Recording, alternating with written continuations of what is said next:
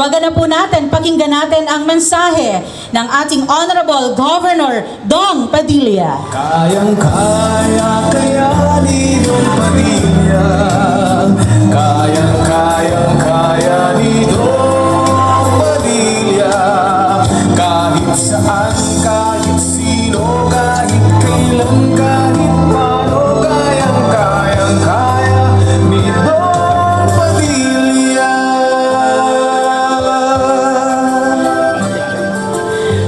Magandang umaga po sa ating lahat. Good morning. Bago ang lahat, gusto ko muna pong batiin ang akin pong may bahay. Siyempre, wala pong ibang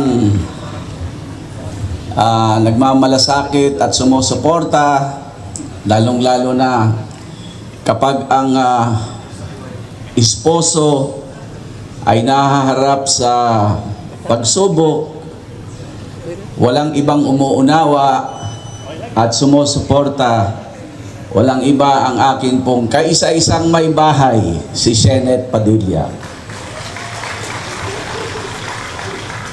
Siyempre, sa akin pong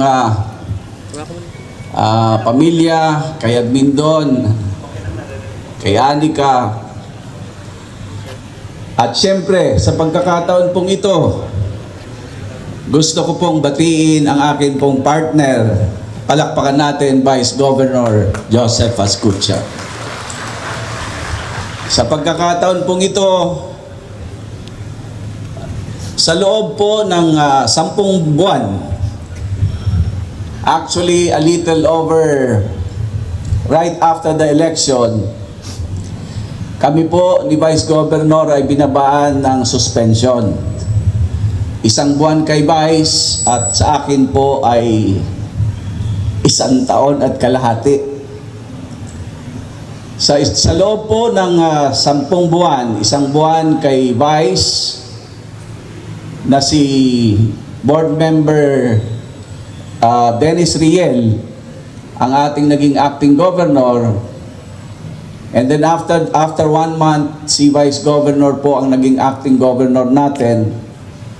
Ako po ay nagpapaabot ng pasasalamat, taus-pusong pasasalamat kay Vice Governor at kay Board Member Dennis Riel for being a very, very good caretaker of our provincial government. Partner, maraming salamat. Sa lahat po ng nandito ngayon, mga barangay officials, nakita ko po si Vice Mayor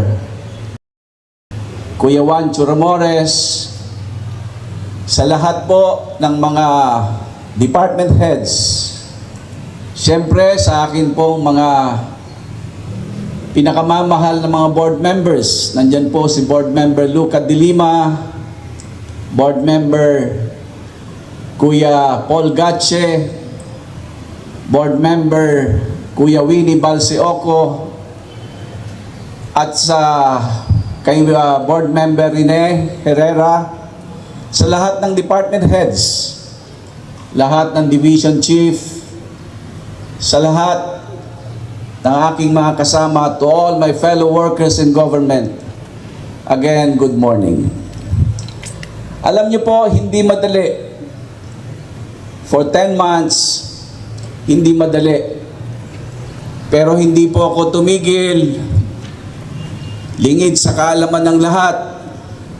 Tuloy-tuloy, pumupunta sa mga agencies, pumupunta sa mga sekretaryo, pumupunta sa mga senador. Dahil ayaw ko po, despite of the suspension, ayaw ko pong tumigil yun pong ating mga sinimulan o nasimulan. For 3 years, from 2022 to 2025, marami tayong nasimulan, marami tayong natapos, marami tayong ginagawa pa until now.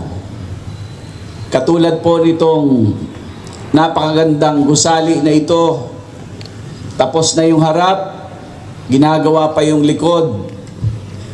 Yan po, pagsisikapan natin matapos bago matapos ang taon. Ito pong ating napakagandang new People's Park, People's Freedom Park. Pagsisikapan nating tapusin hanggang bago Pasko this year. At nakita po natin yung mga proyektong ating nasimulan, katulad po ng mga tulay, Kamagsaan Bridge na halos tapos na, Daet Bridge number 3, yun pong Malagit River na naging problema rin natin ngayon dahil sa politika sa nasyonal. Ganon din po yung Manggisok Bridge, naging problema rin natin ang funding, 2 taon. You can imagine, funding of 2025 and 2026 napunta po doon sa tinatawag na FLR or for later release dahil sa politika sa nasyonal.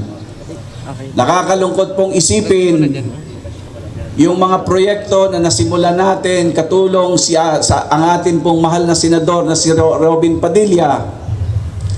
Yan po ay napunta sa for later release dahil sa init ng politika sa nasyonal.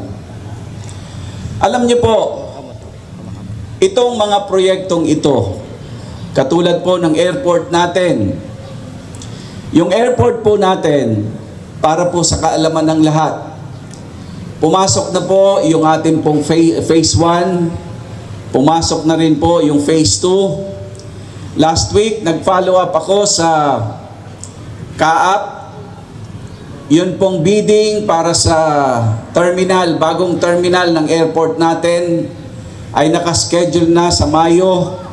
So ibig sabihin magkakaroon ng bago at magandang terminal ang atin pong airport. And at the same time, ako po ay nakikipaglaban sa national para ma-justify na ang airport po natin ay ma-extend from 1,146 meters. Ngayon po, may funding na hanggang sa 1,800 meters. So, ibig sabihin, kapag nagawa na natin ang 1,800 meters, makakalipad na po ang Airbus 320 dito po sa atin pong probinsya. At alam niyo po, gusto ko pong ibalita sa inyo, we are not competing with Camarines Sur. I would like to clarify that. Dahil baka makarating kay Governor Villafuerte na ang atin pong ginagawa ay pagandahin, gawing gold standard ang atin pong airport. But this is not a competition. This is basically a complement. Sapagkat nakikita po natin, Bicol region is a looming tourist major destination in Luzon. Kaya po sa akin, ang akin pong pakikipag-usap sa Kaap, after 1,800 meters, we will aspire to have our runway as long as 2,500 meters. Nang sa ganon, ang airport po natin ay maklasify as a regional airport. Nang sa ganun po, kung sakasakali, sabihin nyo nang masyadong mapangarapin si Dong at si Vice Governor Joseph. Pero ang pangarap po namin maging regional airport ito na kung saan magkaroon ng direct flight from ASEAN countries like Singapore, Taiwan, Malaysia, na kung saan ang destinasyon po, ang unang-unang titignan ay ang atin pong Calaguas Islands. Nakita po natin, alam niyo po, nung isang araw, meron po akong kaibigan galing sa Vietnam. Ang sabi niya sa akin, pare, kailan ka huling nanggaling sa Vietnam? Ang sabi ko po sa kanya, I was there before I became the mayor of Jose Panganiban. Somewhere between 2007 or 2008. Sabi ko, during that time, ang nakita ko sa Ho Chi Minh, ang mga tao nakabisikleta At ang traffic, walang kaayusan. Ang kalsada, napakarumi. Ang mga kalsada, napakakitid. At masyadong chaotic yung Ho Chi Minh City. Ang sabi niya sa akin, pare, try to visit Vietnam today and you will see what they have been achieved in the past 20 years. Sabi niya sa akin, kapag makita mo ang Vietnam ngayon, makikita mo maiinggit ka. Sabi ko sa kanya, ano ang obserbasyon? Sabi niya, simple, Vietnam is one vision, one nation, one people, one voice. Yun ang problema natin sa Pilipinas.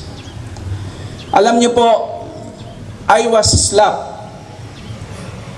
A suspension, 1 year, 1 6 months, 1 6 months fine, and 1 3 months. All in all, I had to serve 1 year and 9 months and another 6 months fine. Pero alam niyo po, nang ako po ay makausap sa CA, sa Court of Appeals, ang sabi nila sa akin, Gob, nakakaawa ka naman. Puro jaywalking ang kaso mo, nakarating ka sa Court of Appeals. Sabi niya sa akin, biktima ka ng masamang politika. Ngayon, tignan natin po ang kabuuan ng bansa natin. Alam niyo po, for 10 months na napag-isip-isip ko, actually, kung ako po ay tinatanong, ano ang naramdaman mo or ano ang naging lesson sa'yo ng 10 buwan? Sabi ko po sa akin, I would say, 10 months for me is a blessing in disguise. Sapagkat na-realize ko po what I have been missing in the past 3 years. Sabi ko, sa 10 buwan, nabigyan ko ng maraming oras ang akin pong First Lady, si Janet. Nabigyan ko ng oras yung akin pong anak, ang akin pong pamilya, lalo na po yung nag-aaral sa Manila. At na-realize ko po, marami akong hindi nakikita. Nakita ko po in a broader spectrum, in a broader horizon. Nakita ko po in a bird's eye view. Maraming problema tayong hinaharap, lokal man o nasyonal. Pero ano baga talaga ang problema natin? Alam niyo po, in 10 months, I realized the very bottom line of our problem is too much politics. Yung nangyari sa akin, suspension na walang kakwenta-kwenta, ano ang epekto sa atin? Kahit papaano, nagkaroon tayo o naapektuhan yung atin pong momentum. Yun pong ating pinagsikapan from 2022 to 20 hanggang 2025, naapektuhan. Dahil siyempre, may mga bagay at limitasyon na hindi rin naman magawa ni Vice Governor Joseph as acting governor. We understand that. That is understandable. Pero ano ang bottom line? It's too much politics. Pero tingnan niyo po, ano po ang silver lining behind or beyond my suspension? Na ito po gusto kong iparating sa akin pong mga kaibigan na walang ginawa kung hindi kasuhan ako ng kasuhan. Can you imagine? I faced 57 cases, criminal and administrative cases. Pagdating sa ombudsman, pagdating sa CA, lahat dismiss. Pero anong bottom line? Abalahin tayo. Abalahin ang pag-unlad natin. Pero let me ask you, lalo na ang mga department heads. Alam niyo po, naramdaman ko sa ilang department heads, Jesus Mariosep, marami pa rin ang hindi natutunawan. Tama na po ang politika. Tama na. Hindi ba kayo napapagod? Magbasa kayo sa Facebook. Tingnan nyo ang nangyayari sa Kongreso. Tingnan nyo ang nangyayari sa Senado. Wala tayong patutunguhan. Tandaan nyo, we are in the same boat. Nasa isang probinsya tayo, nasa isang bansa tayo. Napag-iiwanan na tayo ng ibang bansa. Vietnam, they used to be behind us. When I was there way back in 2000s, ang Vietnam is behind by 20 years. Pero tignan ninyo ngayon, we are behind 20 years compared to Vietnam. And what's the problem? Sobrang politika. Kaya ako po, sa pagkakataong ito, I would like to renew my appeal. Hindi po ako nakapagsalita, hindi po ako nakapagpasalamat sapagkat 5 days before our second term, before we take our oath for our second term, na-suspend kami. I was not given the chance na magpasalamat sa inyo. And this time, gusto ko pong ipaabot sa lahat ng akin pong mga kasama sa provincial government, kay Vice, sa lahat ng sangguniang panlalawigan, at sa lahat ng akin pong mga kasama. Maraming salamat sa inyo pong suporta. Pero, uulitin ko, tama na ang politika. Tandaan nyo, iisa lang. Lahat tayo nagkakaedad. Lahat tayo magre-retire. Saan nyo gusto mag-retire? Sa Spain? Saan nyo gusto mag-retire? Sa Canada? Sa Australia? Sa New Zealand? Wala tayong ibang pupuntahan o uwian. Camarines Norte. Kaya kung gusto nyong maganda ang lugar o probinsya na gusto nyong kung saan tayo'y magre-retiro, let us work together as one people, as one province. Dahil tandaan nyo, walang iba, iisa lang ang probinsya natin, Camarines Norte. Pagtulungan natin. Ngayon, kung talagang hindi talaga tayo magkasundo sa politika, at ito'y pakiusap ko na rin sa akin pong mga kaibigan sa kabilang partido, kung hindi tayo magkasundo ngayon, meron namang bagang eleksyon sa 2028, doon tayo magbangayan, doon tayo magbalitaktakan.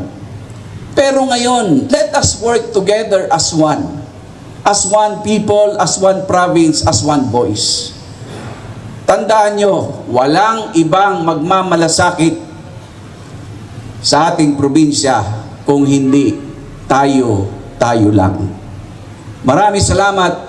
Magandang umaga sa inyong lahat. Kayang-kaya kayanin yung pamilya.